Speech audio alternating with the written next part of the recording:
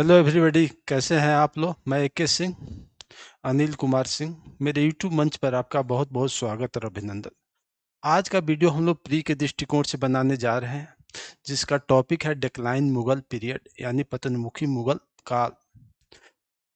पतनमुखी मुगल काल 1707 से 1857 ईस्वी तक रहा, और आज का वीडियो इसी संबंध में हम लोग बनाएंगे और एक एक तथ्यों का बड़े ही बेहतर तरीके से समझने की कोशिश करेंगे, जिससे किसी प्रकार की कोई दिक्कत नहीं होगी और सारे फैक्चुअल इंफॉर्मेशन बड़े ही बेहतर तरीके से स्थापित हो जाएगा। हम लोग देखने की कोशिश करते हैं कि शाहजहां की सबसे प्रिय बेगम मुमताज महल, जिसका बचपन का नाम अर्जू बानू बेगम था, जिसके पिता का नाम आसफ खां, दादा का नाम एतमादुद्दौला और फूआ का नाम नूरजहां था। उससे शाहजहां को 14 पुत्र की प्राप्ति हुई, जिसमें से 7 पुत्र और पुत्री जिंदा रहे। इसमें से 3 पुत्री और 4 पुत्र थे। पुत्री का नाम जहां आरा, रोशन आरा और गौहन आरा था।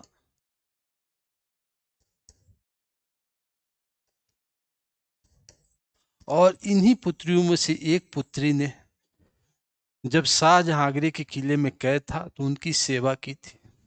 और इनके 4 पुत्र दारा शिकोह, औरंगजेब,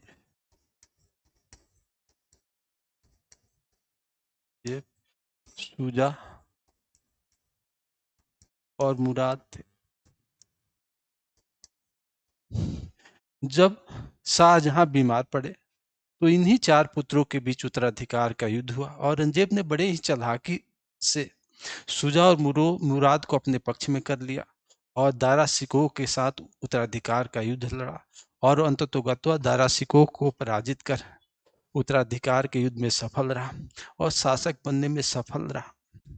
और धीरे धीरे शुजा और मुराद को भी निपटा दिया और एक छत्र सत्ता अपने हाथों में केंद्रित कर दी और अपने पिता को आगरे के किले में कैद कर लिया, जहां पर 1666 ईस्वी में उनकी मृत्यु हो गई और उसे मुमताज महल के बगल में ताजमहल में दफना दिया गया। और इस प्रकार से औरंगजेब एक छत्र शासक के रूप में स्थापित हुआ। जब 3 मार्च 1707 ईस्वी को अहमदनगर में औरंगजेब की मृत्यु हुई, तो उस समय औरंगजेब के साम्राज्य के अंतर्गत 21 सूबा थे, यानी अकबर के शासनकाल में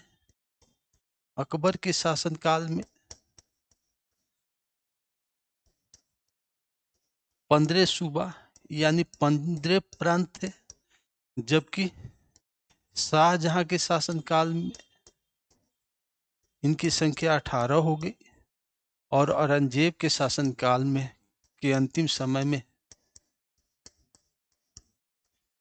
21 सूबा थे, यानी 21 प्रांत थे। डॉक्टर हरिश्चंद्र वर्मा और डॉक्टर LP शाही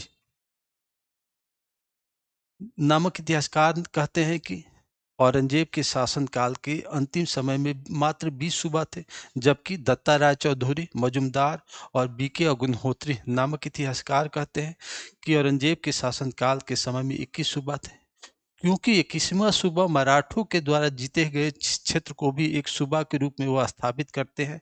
और इस प्रकार से औरंगजेब के शासनकाल में के अंतिम समय तक 21 सूबा की जिक्र आता है।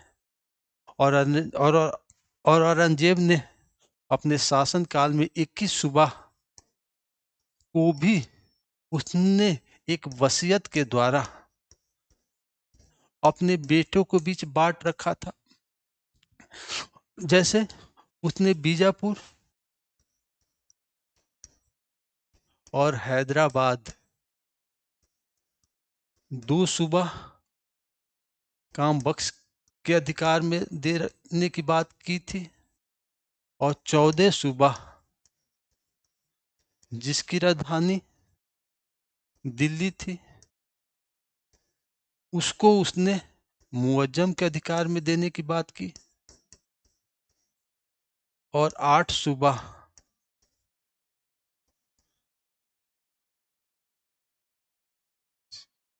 14 2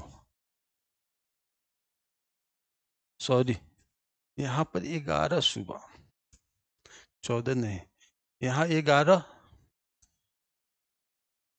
11 सूबा जिसके मुअज्जम और यहाँ पर 8 सूबा जिसकी राजधानी आगरा थी वह आजम को देने की बात अपने वसीयत में कर रखी थी।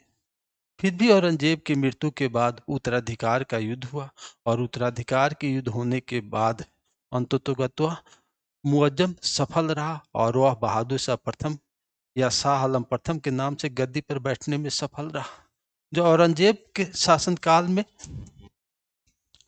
औरंगजेब के 5 पुत्र थे। इस 5 पुत्रों में पहला मोहम्मद सुल्तान था।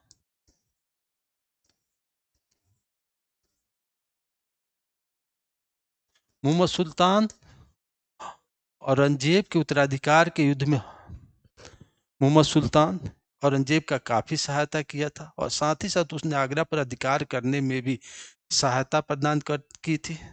जब औरंगजेब एक छत्र शासक बनने में सफल रहा था उसने मीर जुमला के साथ मोहम्मद सुल्तान को शुजा के पीछे लगा दिया और उस मोहम्मद सुल्तान ने शुजा के साथ समझौता कर उसके बेटी के साथ विवाह करने की तैयारी करने लगा जिसके कारण उसे 1660 ईस्वी में बंदी बना लिया गया और उसकी मृत्यु हो गई। इसने संगीत की एक पुस्तक तुल फुतुल हिंद की रचना की थी। 1660 ईस्वी में बंदी होने के बाद 1676 ईस्वी में इसकी मृत्यु हो गई। औरंगजेब के दूसरा पुत्र अकबर द्वितीय था। इसने औरंगजेब को राजपूतों के विरुद्ध भेजा। अकबर द्वितीय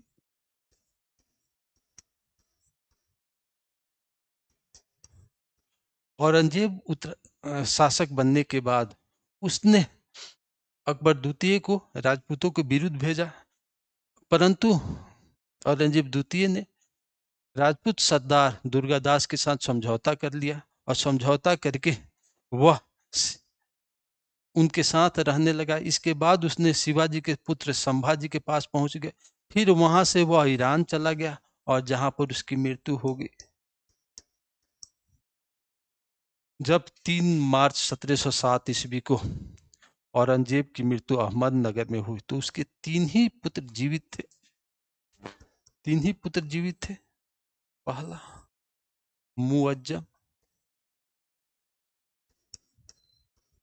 दूसरा आजम और तीसरा कामबख्श। मुअज्जम औरंगजेब जब दक्षिण अभियान पर था तो जब वह बीजापुर गोलकुंडा के अभियान पर गया हुआ था तो मुअज्जम ने औरंगजेब को कुछ सलाह दिया जिसके कारण औरंगजेब नाराज हो गया और नाराज होने के बाद मुअज्जम को उसने बंदी बना लिया और 12 वर्षों तक बंदीगृह में रहने के बाद 1697 ईस्वी में इसे बंदी से आजाद किया और काबुल का गवर्नर बना के भेज दिया। जब औरंगजेब की मृत्यु हुई तो उस समय यह अफगानिस्तान के जमरूद नामक जगह पर था। दूसरा आजम, यह गुजरात और मालवा का सूबेदार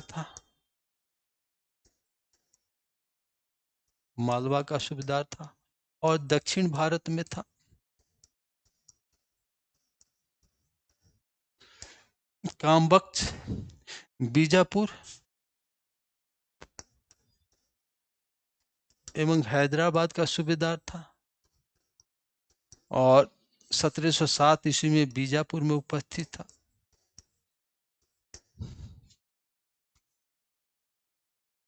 यानी 1707 ईस्वी में औरंगजेब की मृत्यु के समय इनके 3 जीवित पुत्र, मुअज्जम काबुल का गवर्नर था और अफगानिस्तान के जमरूद में स्थित था।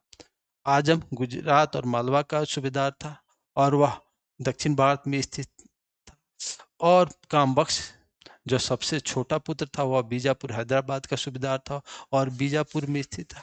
और इन्हीं तीनों के बीच उत्तराधिकार का युद्ध हुआ, जबकि औरंगजेब ने अपने शासन काल में ही अपने साम्राज्य को व्यवस्थित तरीके से संचालित करने के लिए अपने साम्राज्य को 3 भागों में बांट दिया था और 3 पुत्रों को प्रत्येक क्षेत्र की सूबेदारी यानी शासक बना चुका था। वह जानता था कि हमारे बाद इतने बड़े साम्राज्य को मेरे पुत्र बड़े बेहतर तरीके से संचालित नहीं कर पाएंगे, बेहतर तरीके से कोऑर्डिनेट नहीं कर पाएंगे। इसी कारण अपने मृत्यु के पूर्व ही उन्होंने वसीयत बना रखे थे और जो उसके अंतर्गत 21 सूबा थे उसे 3 भाग में बांट दिया था।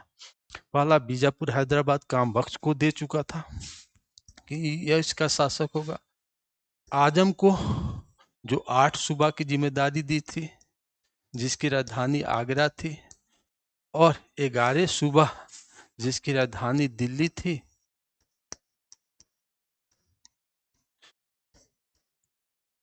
उसका अधिकार दिया था। परंतु इसके बावजूद भी उत्तराधिकार का युद्ध नहीं रुका और उत्तराधिकार का युद्ध हुआ।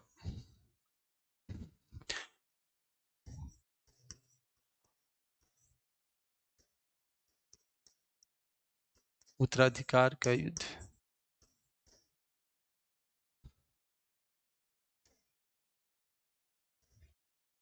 3 मार्च 1707 ईस्वी में औरंगजेब की मृत्यु के बाद उत्तराधिकार का युद्ध हुआ और इस उत्तराधिकार के युद्ध में जाजू का युद्ध हुआ जो मुअज्जम और आजम के बीच हुआ। यह युद्ध 1707 ईस्वी में हुआ। इसमें मुअज्जम विजयी रहा और इसने बहादुर शाह प्रथम या शाह आलम प्रथम के नाम से 63 वर्ष की उम्र में गद्दी पर बैठा। इसके बाद बीजापुर का युद्ध हुआ। बीजापुर का युद्ध जो 1709 ईस्वी में हुआ। यह युद्ध हैदराबाद के निकट हुआ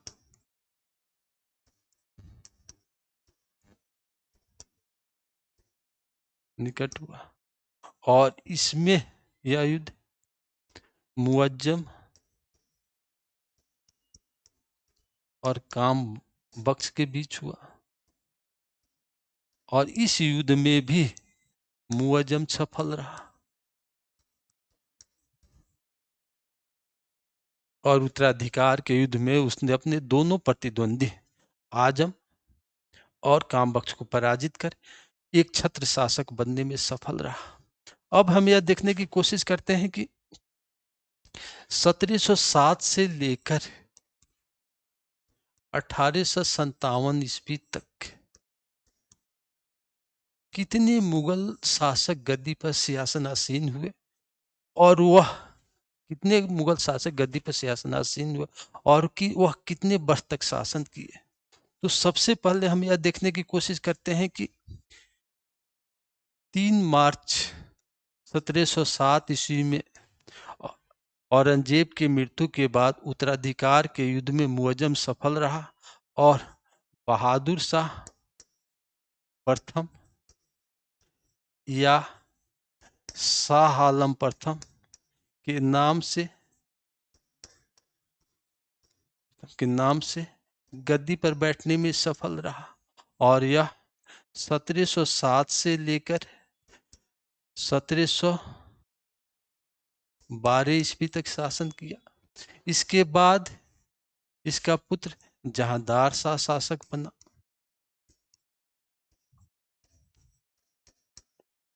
जो 1712 से 1713 ईस्वी तक शासन किया। इसके बाद फर्रुखसियर शासक बना, जिसने 1713 से 1719 ईस्वी तक शासन किया। इसके बाद रफी उद रफी उर दरजात गद्दी पर बैठा। इसके बाद रफी उद दौला गद्दी पर बैठा। ये दोनों 1719 ईस्वी में ही समाप्त हुए। इसके बाद मोहम्मद शाह गद्दी पर बैठने में सफल रहा। इसका शासनकाल 1719 से लेकर 1748 ईस्वी तक रहा और इसी के शासनकाल में इनके द्वारा नियुक्त सूबेदार मुर्शीद कुली खां बंगाल को धीरे धीरे स्वतंत्र कर लिया, सआदत खां अवध को स्वतंत्र कर लिया और 1724 ईस्वी में निजामुल मुल्क ने हैदराबाद राज्य की स्थापना कर दी। इसी के शासनकाल में नादिर शाह का भारत पर आक्रमण हुआ, करनाल का युद्ध हुआ और मुगल सत्ता धीरे धीरे बहुत कमजोर हो गई। इसके बाद अहमद शाह गद्दी पर बैठा। यह 1748 से 1754 ईस्वी तक रहा।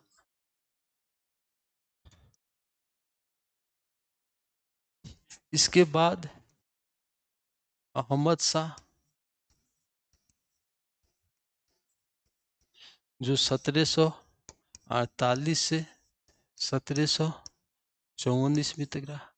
इनके बाद आलमगीर द्वितीय शासक बनने में सफल रहे। आलमगीर द्वितीय शासक बनने में सफल रहे। इनका शासनकाल 1748 से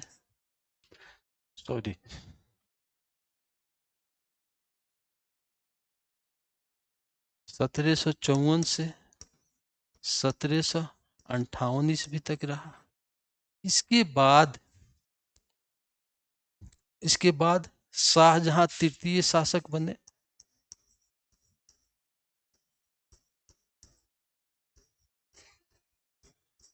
जिसका शासनकाल 1758 से 1759 ईस्वी तक रहा। इसी के शासनकाल में पलासी का युद्ध हुआ था।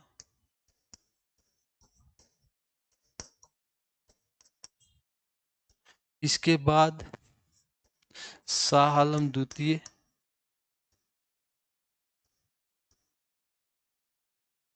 शासक बना, जिसका शासनकाल 1759 से 1806 ईस्वी तक रहा। यानी इसी के शासनकाल में बक्सर का युद्ध हुआ। इसी के शासनकाल में द्वैत शासन की शुरुआत हुई। इसी के शासनकाल में ब्रिटिश ईस्ट इंडिया कंपनी ने 1803 ईस्वी में दिल्ली पर अधिकार कर लिया। इसके बाद अकबर द्वितीय गद्दी पर बैठा, जो 1806 से 1837 ईस्वी था। इसी अकबर द्वितीय ने राजा राम मोहन राय को अपनी पेंशन संबंधी समस्याओं को सुलझाने के लिए राजा राम मोहन राय को लंदन भेजे थे और इसी अकबर द्वितीय ने राजा राम मोहन राय को राजा की उपाधि दी थी। इसके बाद बहादुर शाह जफर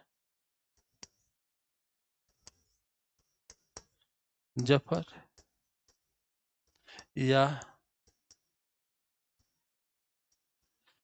बहादुर शाह द्वितीय गद्दी पर बैठा, जिसका शासनकाल 1837 से 1857 ईस्वी तक रहा।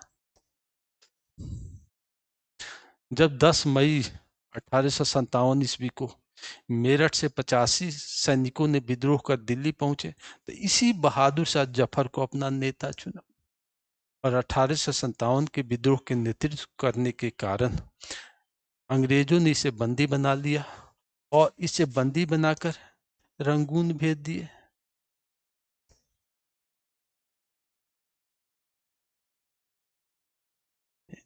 रंगून भेज दिए, जहां पर इनकी मृत्यु 1862 ईस्वी में हो गई और यहीं पर इनकी समाधि है।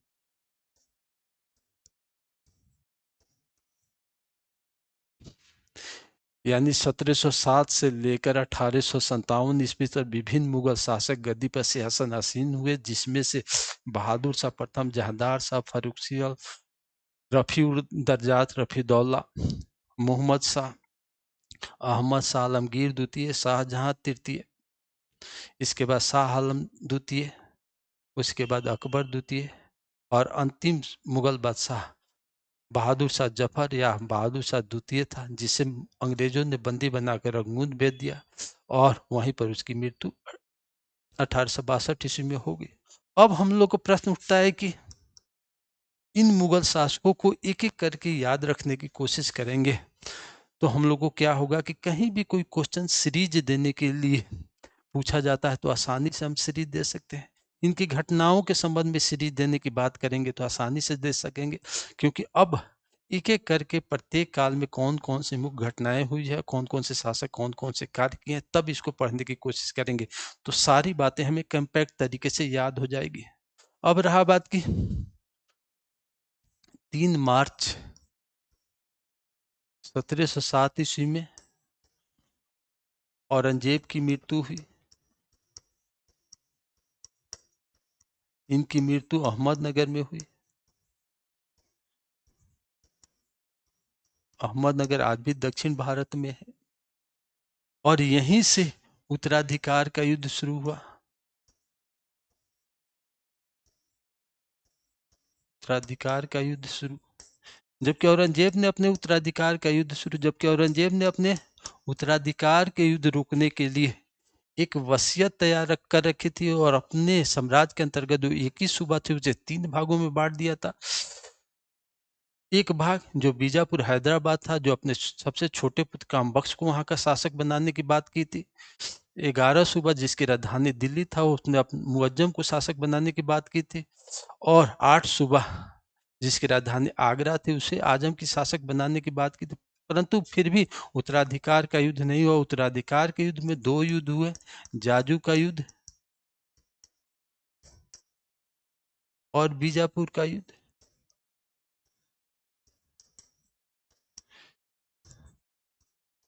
जाजू के युद्ध मुअज्जम और आजम के बीच हुआ और अंततोगत्वा मुअज्जम सफल रहा और 63 वर्ष की उम्र में बहादुर शाह प्रथम और या शाह आलम प्रथम के नाम से गद्दी पर बैठने में सफल रहा और मुगल सत्ता अपने हाथों में केंद्रित किया। फिर अपने उत्तराधिकार को सार्वभौम सत्ता प्रदान करने के लिए उसे बीजापुर का युद्ध लड़ना पड़ा जो हैदराबाद के निकट हुआ था और यह युद्ध मुअज्जम और कामबख्श के बीच हुआ था और इसमें मुअज्जम सफल रहा और मुगल बादशाह एक छत्र मुगल बादशाह बनने में सफल रहा।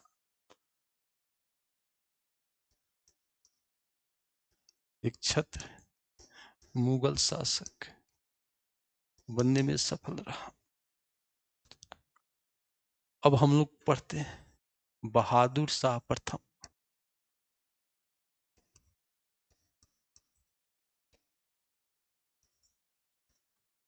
या शाह आलम प्रथम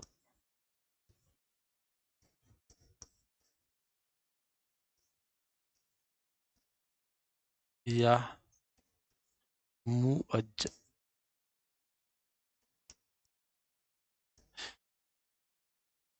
इनका शासनकाल 1707 से 1712 ईस्वी तक रहा।